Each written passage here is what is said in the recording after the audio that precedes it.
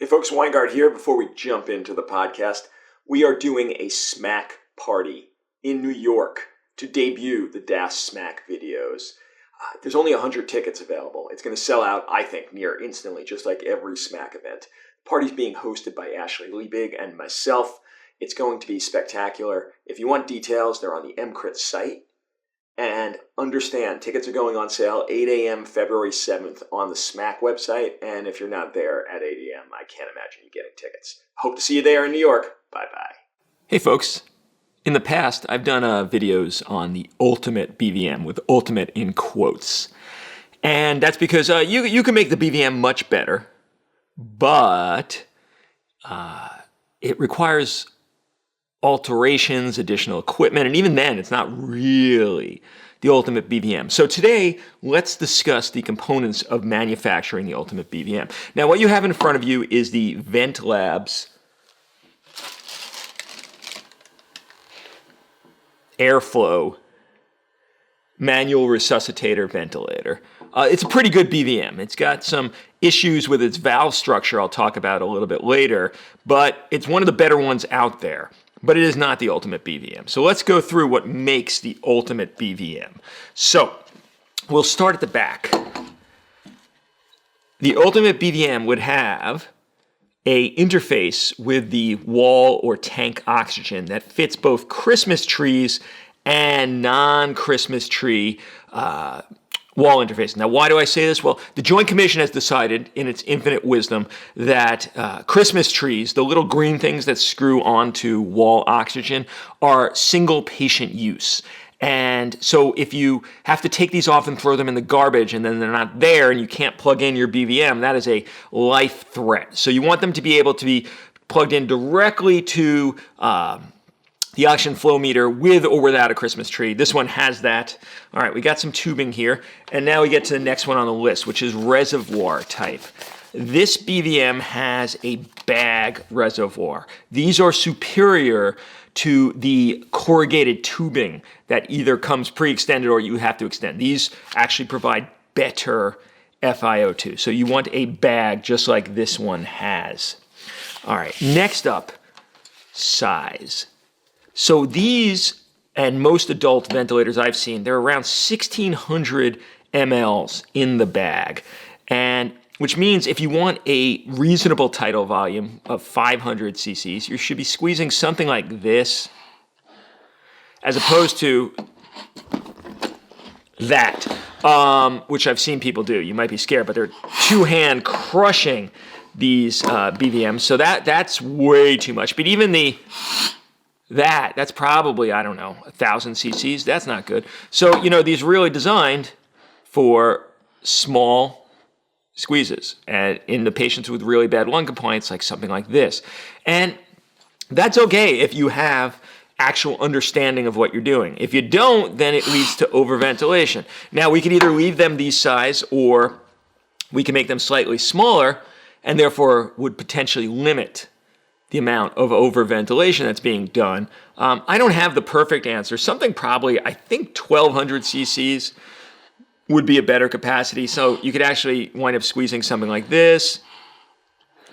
And since, as we're going to talk about, this is going to be a pressure-limited ventilation when done properly, it wouldn't really matter as much. But you might want to keep them the same size. In fact, maybe some writing on the bag portion itself saying 500 cc's is generated by only partial bag squeezing, or some prohibition, some wording that would immediately, as they look at it, make people remember that I'm not supposed to crush this bad boy.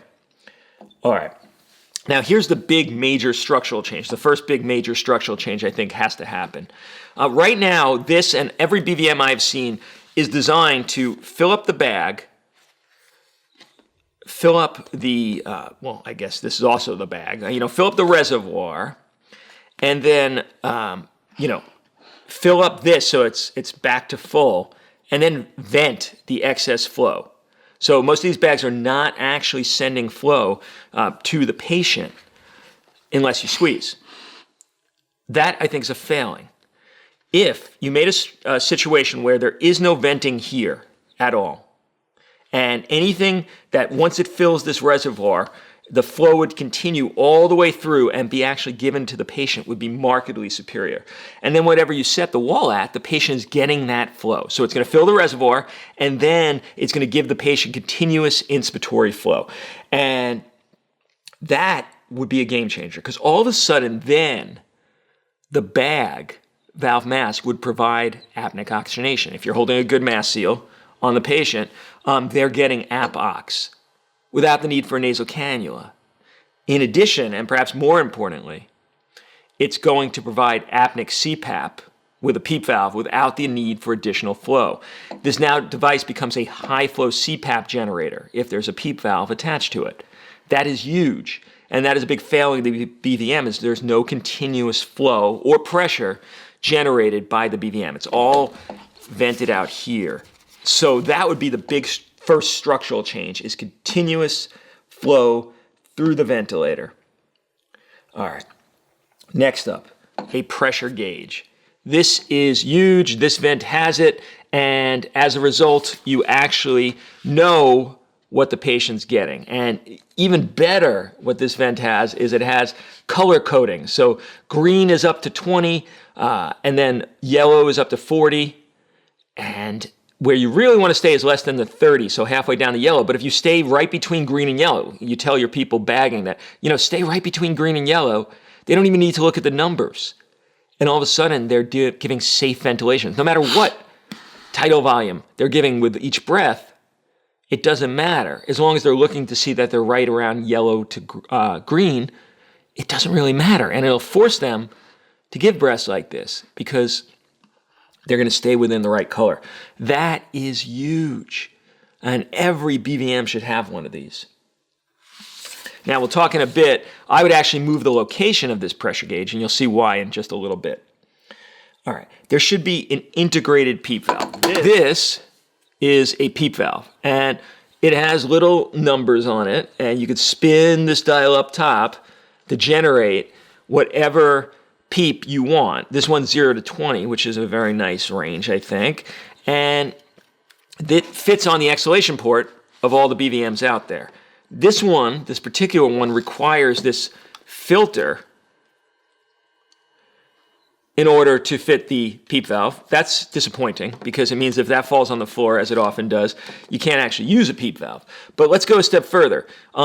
The BVM, the ultimate BVM, shouldn't have to have an external PEEP valve applied. It should have a PEEP valve permanently bonded to the BVM itself. Can't take it off, can't fall off, nothing. And it should come preset at 0, which would look just like that. And it's locked into the BVM. It's integrated, which means it doesn't need to be as bulky. There doesn't need to be, extending far out. But a few things happen once you do that. If this is permanently applied to the BVM and set at 0, it becomes the most excellent expiratory valve. It becomes a perfect one-way valve. The patient can entrain any room air and be breathing that instead of the 100% FiO2 you want. So that's step 1. Step 2 is anytime you need PEEP, you just dial it in. There's 5.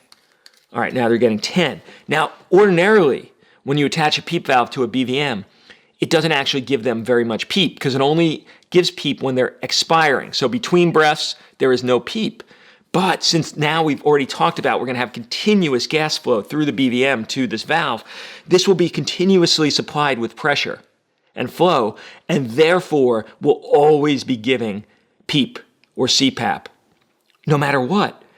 So integrated PEEP valve and continuous flow equals apneic CPAP equals real CPAP between the patient's exhalations.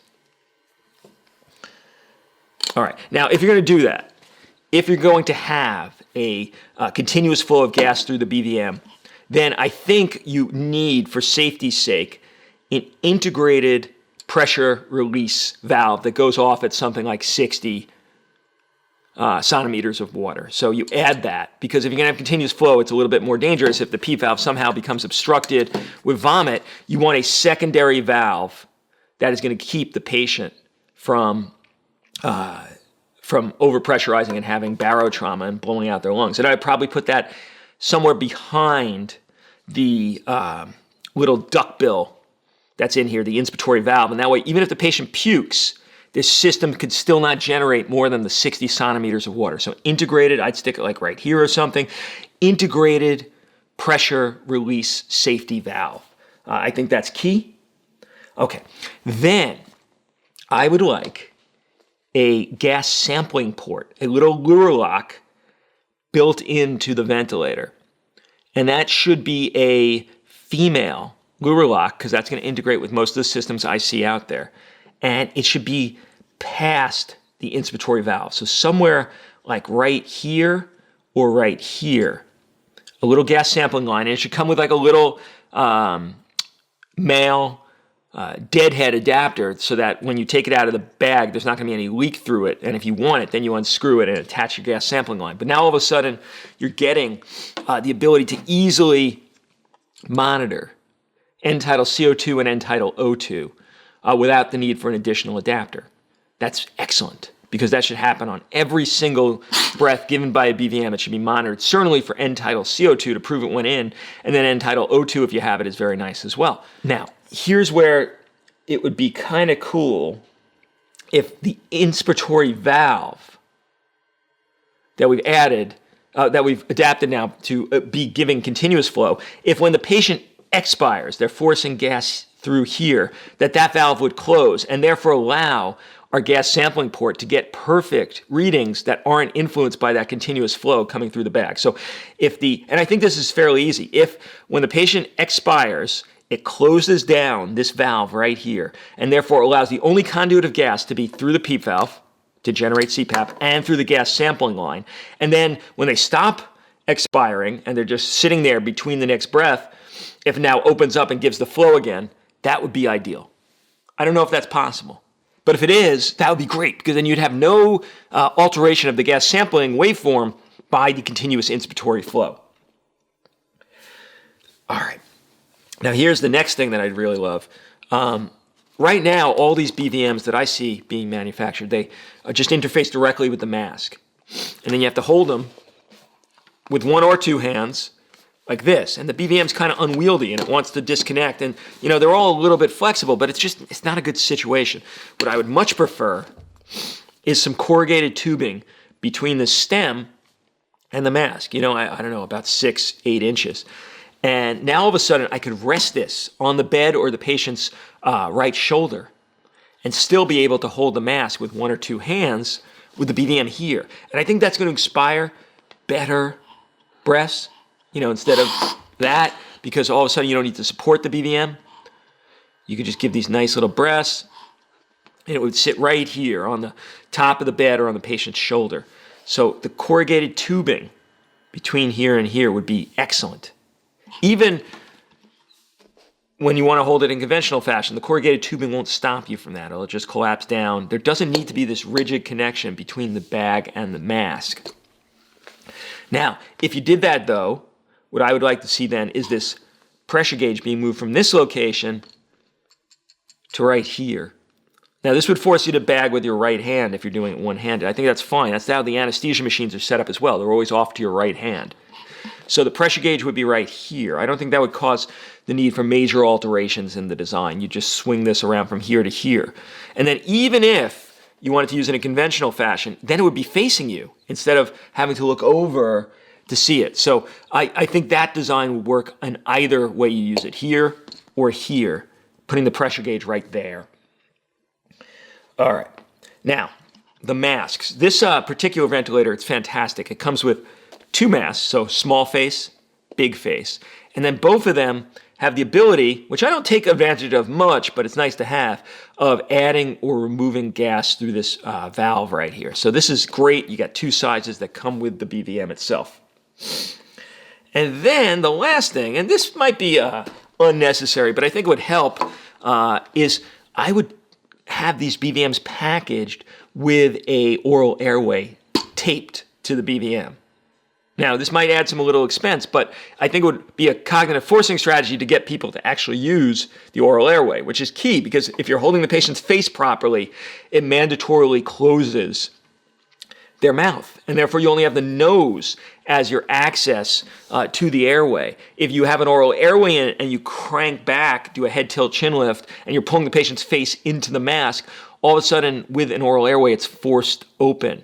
And you have two passages, the nasal passage and the oral passage. So taping that to the BVM, I think, would force people or make it more likely that they use it. So there you go, the ultimate BVM. If you want to build one and you're a company, then reach out to me because I would happily consult on creating these. I want these out there because currently, while there's good ones, there's not great ones, and I think we can have great ones. There's no reason. This is all easy stuff. This is not difficult engineering. This doesn't require huge strides in invention. This is stuff that I think could be done very quickly. Now, why am I not recommending this BVM as the closest to the ultimate, even though it seemed on its face to be so?